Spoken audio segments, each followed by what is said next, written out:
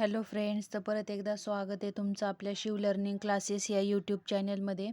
आज आपण सांख्यिकी यामध्ये प्रत्येकी गुणांचे प्रश्न पाहणार आहोत. MCQ टाईपचे आपल्या मागच्या लेक्चरमध्ये झालेले आहेत कंप्लीट. आज आपण थेरोटिकल प्रश्न पाहणार आहोत. एक गुणांसाठी काय काय विचारलं जाऊ शकतं पहा. पुढील माहितीचा मध्य काढा. त्यानंतर सिग्मा FI इक्वल टू 20 आणि sigma FI XI equal to 20. आता ह्यासाठी हे काढण्यासाठी फॉर्म्युला आहे.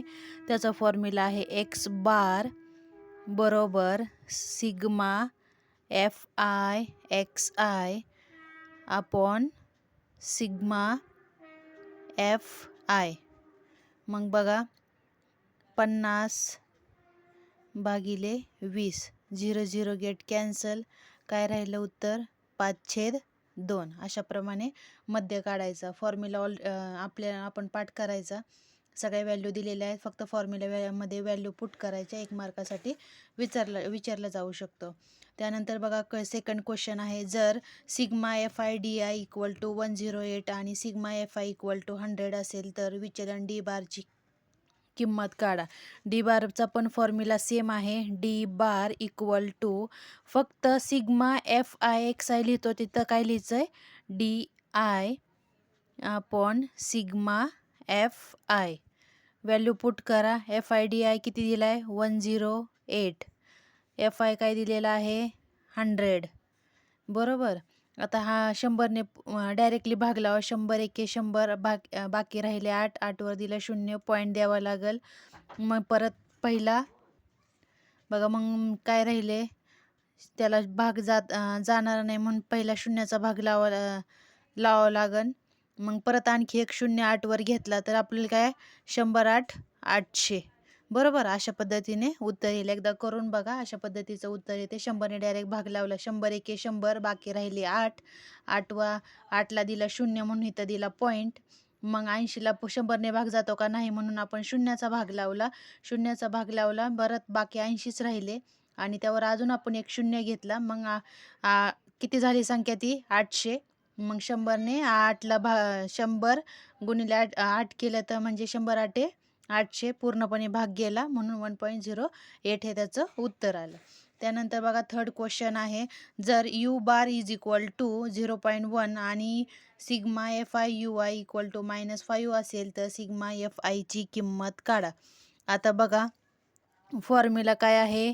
U bar is equal to, हे फॉर्म्युले सगळे सर्वांनी पाठ करायचे. फॉर्म्युले पाठ केले सेम आहेत, फक्त U बारच्या ऐवजी एक्स बारच्या ऐवजी काय करायचं आहे U बार लिहायचा आणि sigma FI as it is. Sigma FI is equal to FI UI किती दिलेला आहे U बार दिलेला आहे बरोबर. मग U bar 0.1 is equal to FI UI -5 upon sigma FI. FI काढायचं आहे म्हणून आपण FI इक्वल टू काय करावं लागेल.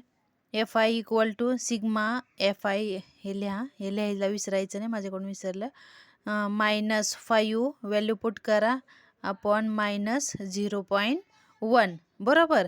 हा इकडे गेला आणि हा खाली आला राईट. अशा पद्धतीने आपण सॉल्व केलं. त्यानंतर बघा -5 डिवाइड बाय -0.1 भाग दिला तर किती येईल बघा. -0.1 म्हणजेच sigma FI is equal to हा 0 हा वरती घ्यायचा म्हणजेच काय होईल 50 होईल बरोबर.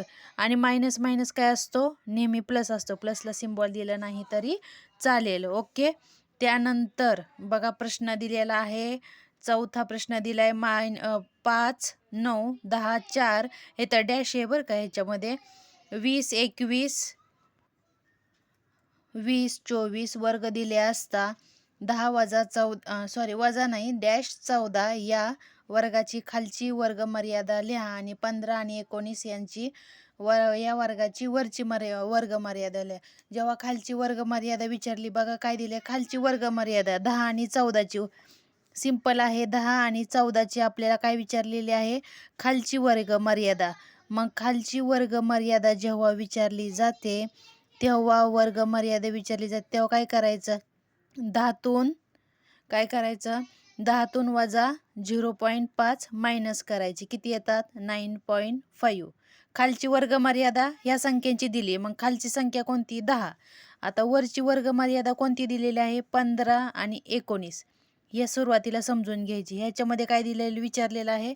वरची वर्गमर्यादा. राईट, वरची वर्गमर्यादा. मग वरचा नंबर कोणता आहे? 19. वरची विचारली, त्यामुळे 19 अधिक 0.5 करायचं. म्हणजेच काय झालं? 19.5 हे त्याची वरची वर्गमर्यादा झाली. जेव्हा वरची दोन्ही संख्यांमध्ये खालची जेव्हा विचारली जाते त्यातून -5 करायचा आणि वरची विचारली जाते तेव्हा हा संख्या घेऊन दुसरी संख्या घेऊन त्यात ॲड 0.5 करायचं. अशा पद्धतीने हे प्रश्न 1 मार्काचे विचारले जाऊ शकतात. शक्यतो ह्याच्यामध्ये